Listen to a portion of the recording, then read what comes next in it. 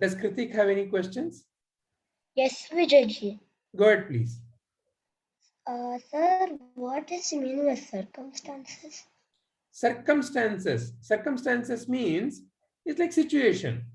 See, right now you are sitting there on the other side with a computer and I'm sitting here. This is one circumstance. This is one situation. So in life, every moment is a circumstance, is a situation. So for example, let's say there is a test tomorrow. And let's say you have done your best preparation and you have put a aim that, I have to get 100. You are writing. Suddenly you forget one of the question, how to answer. Now that is a circumstance, a situation. Now you have choice. You can, the teacher is not seeing, I can copy from the book. Or you can say, no, for now I have forgotten. This is the best I have done. Let me offer it like this. So like that, circumstances come with different situations, meaning different mixture of situations is what is a circumstance. Okay, Vijayji. Any other question? No, Vijayji. All right. Yes, Namit, please go ahead. Sir, can you go to the very first slide of this shloka? Yes. Sir, sorry if I'm asking it again, but what is yoga of division of three gunas? Very good. And again, like I said, you never have to be sorry. You can ask the question as long as it is needed, you can keep asking. Okay, let's understand. There are three words here. Guna, Traya, actually four. Vibhaga and Yoga. 4 words are there. So, yoga. First, let's understand yoga. Yoga means union. So, it's like saying, let me ask you this question. When do you think, Namit, you can enjoy music? When do you think you can enjoy music? Like maybe after studying everything, just for refreshment. Okay, I didn't mean it in that way. At what time? I meant it in, okay, let me ask you this question. Maybe a slightly different question. When do you think you will do well in mathematics exam?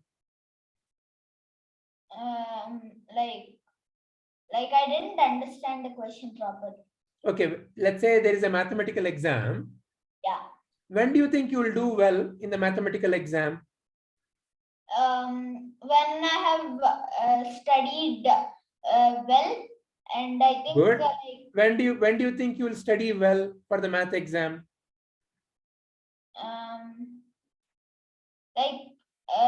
I first study for the exam and I get confidence, like I can do it. That is also correct. But my question is, when do you think you will have the feeling, oh, let me put the best effort to get good marks in math? When will that feeling come to you? When we feel it's important. Okay, very good. One is important. Let me ask another question related to the same. Will that feeling be there when you hate that subject or when you love that subject? Love that subject. Very good. So to love something means what? You want to make it part of you, isn't it? Yeah. It is separate from you, so you want to make it part of you. That is what love is all about, isn't it? Yeah. That is the essential understanding of yoga. Yoga means to be in union. So I love math. So then you will be able to fall in love with math and learn more and more in detail. Yeah. So like that, yoga is to be in union. Here, Sri Krishna is using the word yoga to mean in this life, most people think that They're the body and the mind. Yeah. And they feel that they're separate from rest of the existence. Oh, Yeah, the tree is outside of me. There is a in my school, there are other children and they are all competing with me. Like that, many a times people get into wrong understanding of life. They become separate from the whole. Then when they feel separate from the whole, they may feel feelings of competition or jealousy or irritation or anger. Why all of that come? Because they feel separated from the rest. So here Sri Krishna uses the word yoga to mean to help us become one with everything around us. How does it happen? When you realize that the God is within you and the God is in every other being. As what? As kindness, as compassion, as energy. So, which is all common. So, as you realize that everyone is one, then there is a deep feeling of love and compassion that is naturally emerges. So yoga is becoming one. From the feeling of separation to become one is yoga. Okay, that is the meaning of the word yoga. Then gunatraya vibhaga means when you look at the world is full of various kinds of objects. There is a tree, there is a bird, there is a rock, there is a mountain, there is, your own body. You see other people, as bodies. So what is making all of this? What is the essential quality of how these bodies are? In our previous discussion, we have realized there are three essential qualities. What are they? Rajoguna, Tamoguna, and Satvaguna. Excellent. So these three in different proportions is what is in every object. To give you an example, chili as a vegetable, how does it make your skin feel if you apply chili on your skin? Like as per my knowledge, little you need to wear gloves because it will. No. Answer my question. Focus on my question. If you take chili and rub it on your skin, how does your skin feel? It will feel like paining. Burning, right? Burning and paining, right? Okay. Now, if you take a little bit of, let's say, cucumber, and if you apply on your skin, how does it feel? Like something like even some water comes and it feels like soft. Right? Okay. And watery. Can we say that the nature of the chili is to irritate and the nature of the cucumber is to make it feel peaceful or cooler? Can we say like that? Yeah. So you see, the essential quality of the chili is there is a irritability when it is applied to the skin. That is the nature. Just like how you can say, what is the nature of the fire? To burn. So Rajoguna means this kind of a irritability, anger, irritation, worry, tension. All these are kind of like Rajoguna. So there is a more of fire characteristic. Tamoguna means more of dullness, laziness. Ayo, I want to only sleep. I don't want to do anything. Like I feel like Kumbhakarna. Sattva-guna means peaceful, kind, compassion, energetic, focus. So these are the qualities of sattva.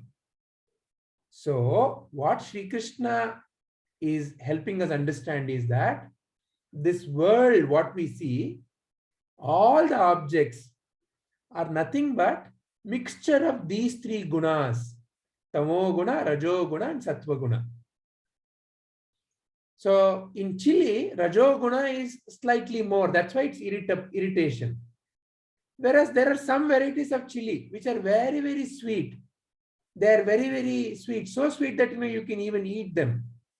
So in such a chili, the rajo guna is not there, or it is very, very less. Sattva guna. It is more of, you can say, sattva, correct. Sattvic food. So like that, gunatraya is recognizing in the world different objects for their essential quality. In some you may feel very irritated, they may get angry very easily. So you can say, oh, rajo guna is high.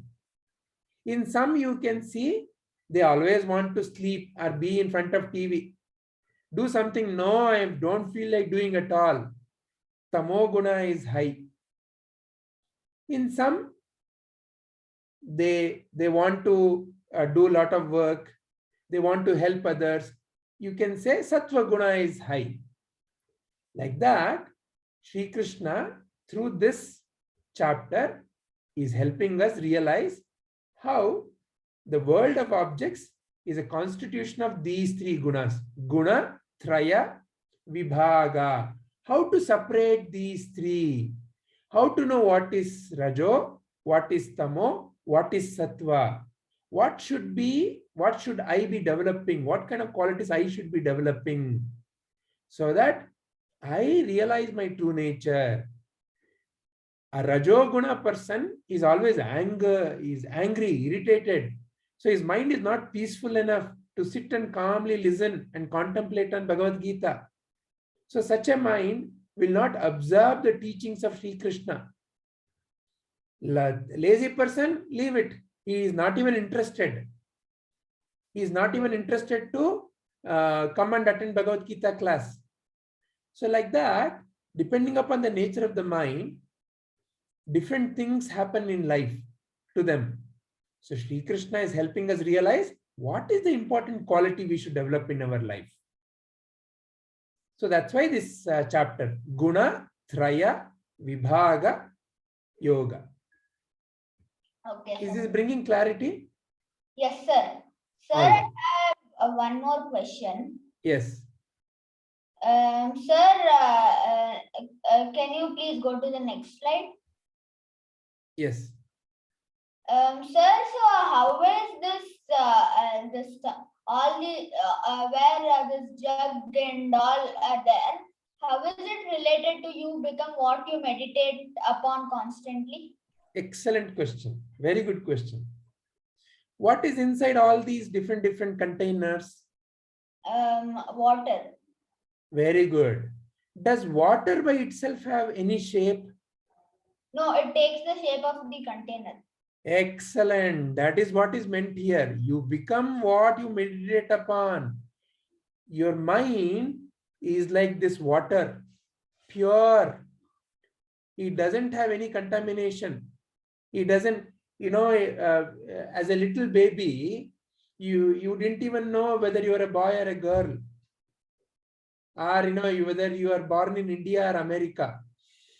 So, but now, as those information have come into your mind, you slowly start feeling, oh, I'm a boy, I'm an Indian, oh, I'm a this standard boy. So like that, your mind is constantly taking different shapes. But realize that your true nature is the divine Atma Jyoti. You are pure. So therefore, do not be attached to any of the roles you're going to play. Always realize that you are like the pure water and you can take any shape. For the purpose that is necessary, you can take any shape. You can play the role of a teacher if necessary. You can play the role of a student as needed. You can take the role of a father. You can take the role of a boss. You can take the role of a cleaner. You can take the role of a driver. Role can keep changing, but you, as pure water, will never change. Okay, sir. Sir, so this whatever is there in the bottle, jug and all, they're the roles of what we take in life, like doctor, Exactly. There are different roles you take, but realize, like now, look at the top picture. The top picture shows Hanuma hugging Rama, or you can actually say Rama hugging Hanuma. When Rama and Hanuma are hugging each other, from outside you see, oh, these are two people hugging each other. Yeah. But what is the inner feeling for Hanuma? He has devotion to Rama, and Rama has love for his devotees. And in that devotion, Hanuma is no more thinking of him. He is now one with Rama. So once Hanuma was asked, Hanuma, what is your relationship to Rama? Hanuma says, when I'm working in the world, when I see others, I remember in my mind, I am a servant of Sri Rama, and in all the other hearts is Sri Rama. So I am a servant to Sri Rama in the world. Then when I sit for meditation, I feel Sri Rama in my heart. Then as I go deeper in meditation, there is only Sri Rama, no one else. So the essential understanding of this message by Hanuma is that when you are functioning in the world, see the divine in the others and realize you are that divine. Is this clear to you, Namit? Yes, sir. Sir, what is transcend? Transcend means to go beyond. So, to go beyond means what? To realize that. Yeah, go ahead. You had told one transcendation, something like that. Transcendence. Yeah, no, like at the end it ends like ION. Yeah, anyway, you like you had given an example that is if we see the light, it's if we go for the essence, we see electricity. So we can say the electricity transcends. Electricity is the transcendental nature of the light that you see. Yeah. So that bulb, the light bulb, is the outside appearance, but what is really making it work is the electricity. Yeah. So in a way, you can say that, oh, the bulb is the outside bulb is the object. No. That is not the object. The actual object, the actual thing that is making it work is the electricity. So that the transcendental nature of that is electricity. So the transcendental nature cannot be seen or like it can't be felt by the five senses. I'll give you another example. Think of ocean, huge ocean, and there are waves going up and down. Yeah. You know, one wave, let's say small wave, looks at itself and says, oh, I'm such a powerful wave. And then it looks at another small wave and says, see, I'm so powerful. And then there may be another big wave above it coming. Then it feels, oh, there's another big wave. I'm so small compared to that. So this is how it feels when you think you are a wave. But now, when you notice, is the wave's thinking correct? What is really wave? Is wave really independent? No, it's a form of water. It is nothing but in the ocean. No, it is really part of the ocean. Yeah. And what is ocean? Nothing but water. Yeah, like a huge body of water. It's ocean is huge body of water. But what is ocean itself? Is water. So you can say the transcendental nature of the wave is water. Yeah, but we can see water, right? Yeah, but what is water is not limited to only one drop. It is water. The nature of that, whatever that you're seeing, is water. Yeah. So the transcendental nature of the wave is water. Likewise, when you see yourself as from outside, you see a body.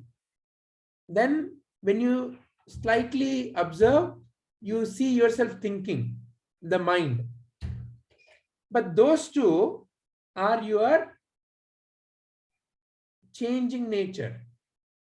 Your permanent and transcendental nature is you as the Atma Jyoti. Yeah. So to transcend the three modes means to realize that you are not any of these objects of the world. Because objects of the world are made by these three gunas. You are not an object. Only because of your presence, through your body and mind, your body and mind functions. Okay. Is this all bringing clarity? Yes, sir. All Sir? right. Yes.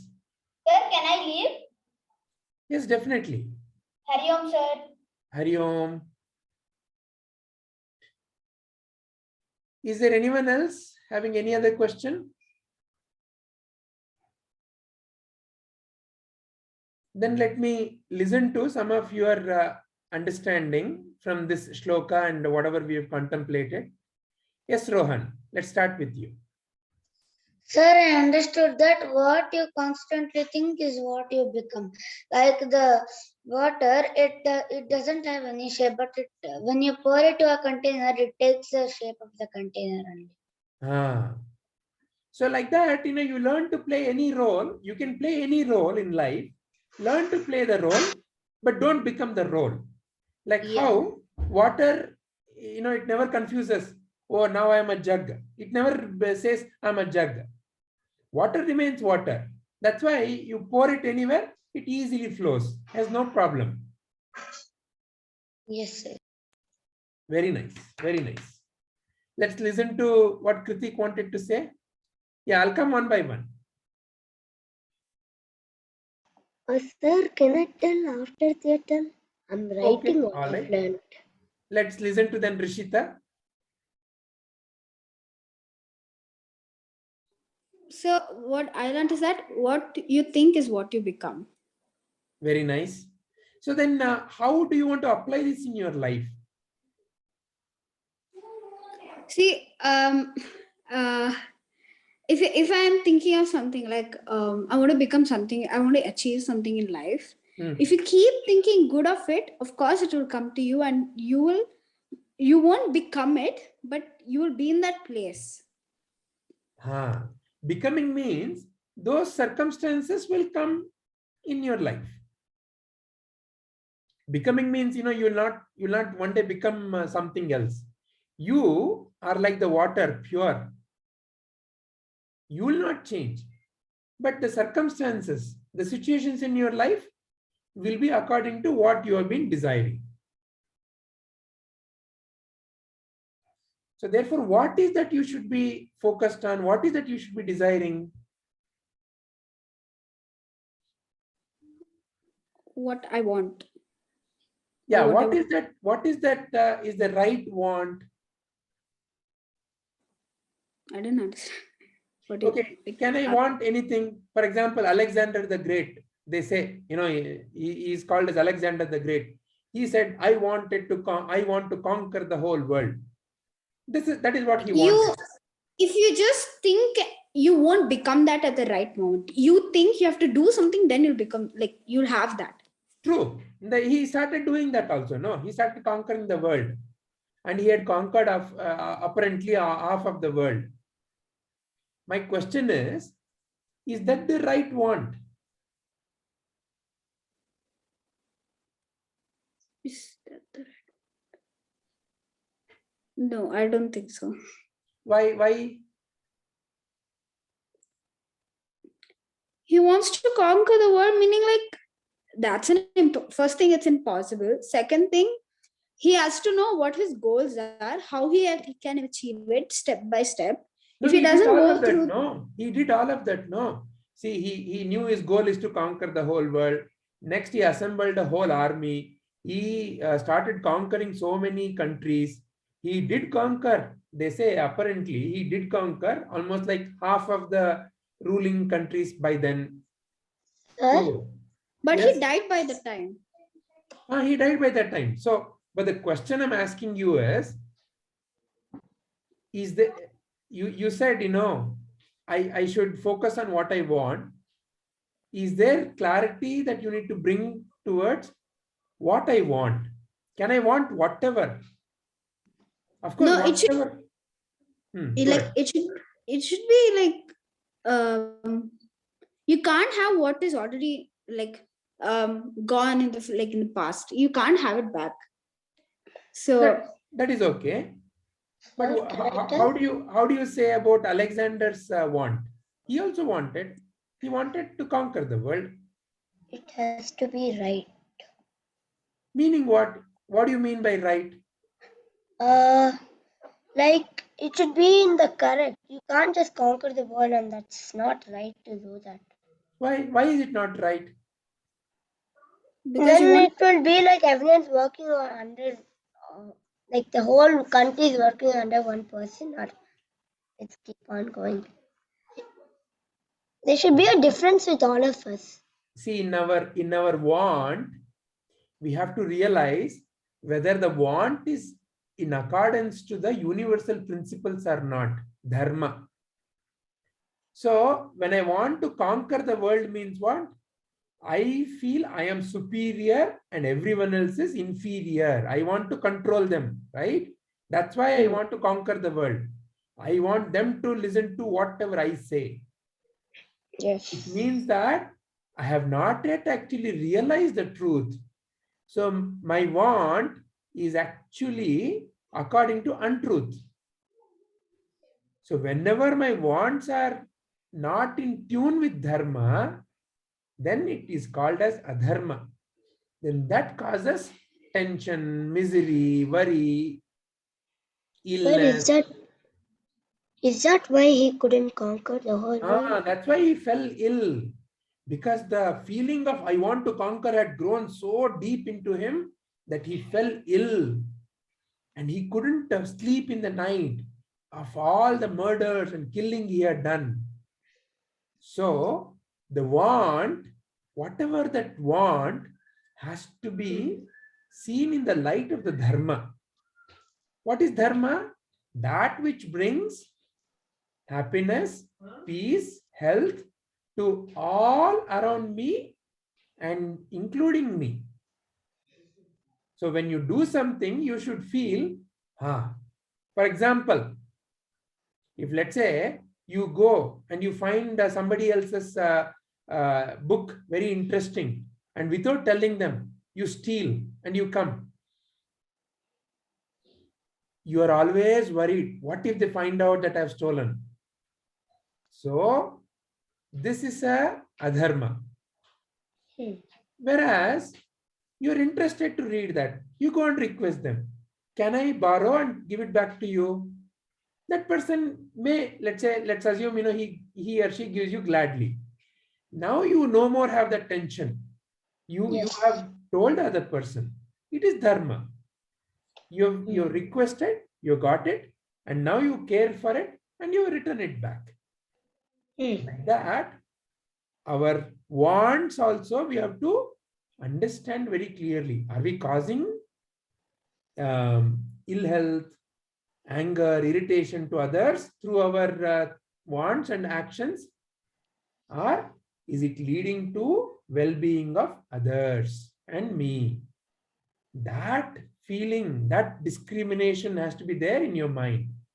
So is it adharma or dharma, what we are doing? When whatever you are doing causes health, happiness, peace to others around you and to you, that is dharma. Sir, Yes. how does it help to, if it's dharma, how does it help to other people's health? Okay. See, for example, imagine Amma comes tired from outside. She is sitting tired. If you go and give water to her, say, Amma, please take some water. How do you think it makes her feel?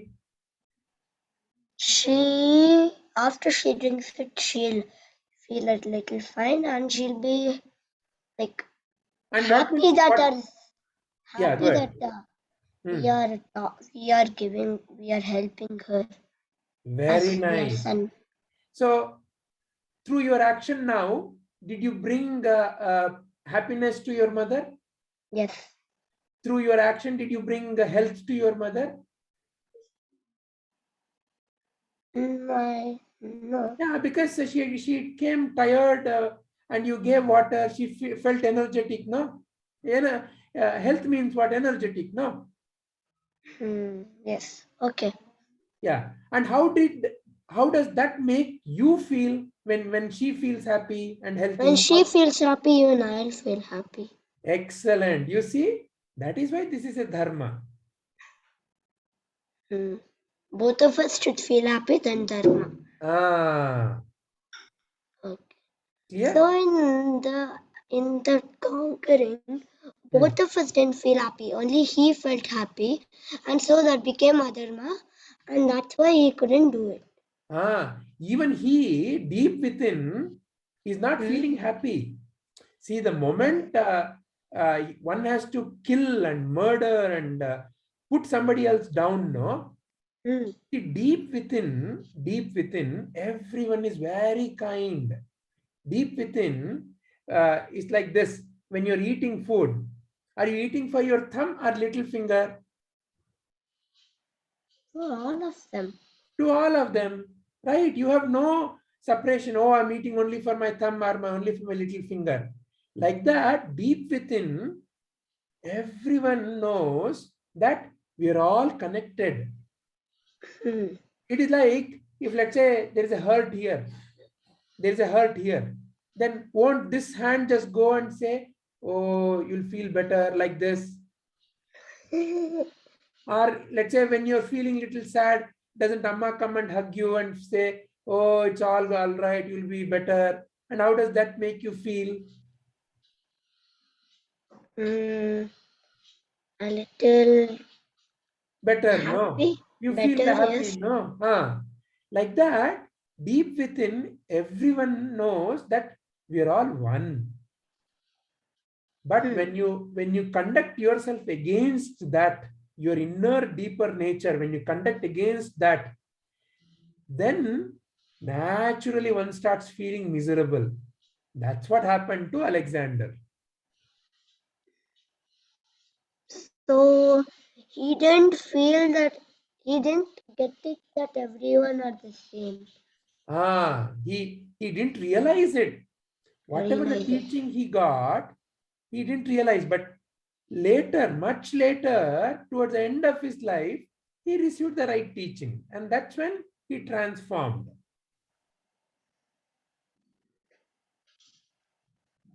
Sir, if everyone is one, then why did he have to conquer? See, that feeling of separation was in him. He didn't realize. He didn't have Bhagavadgita to guide him. He didn't have Prabhuji kind of a teaching to guide him. Okay. So that's why, see, the right teaching has to be there, right guidance has to be there in life. Yes. All right. Any other questions?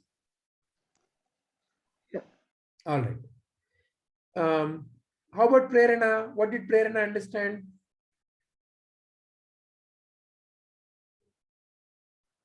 Yes, Vijayji, I understood that if we should be like the water, and we become what we meditate upon constantly.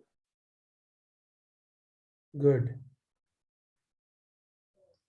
All right. So, is there anyone else who would like to share? Okay, then let me stop the contemplation.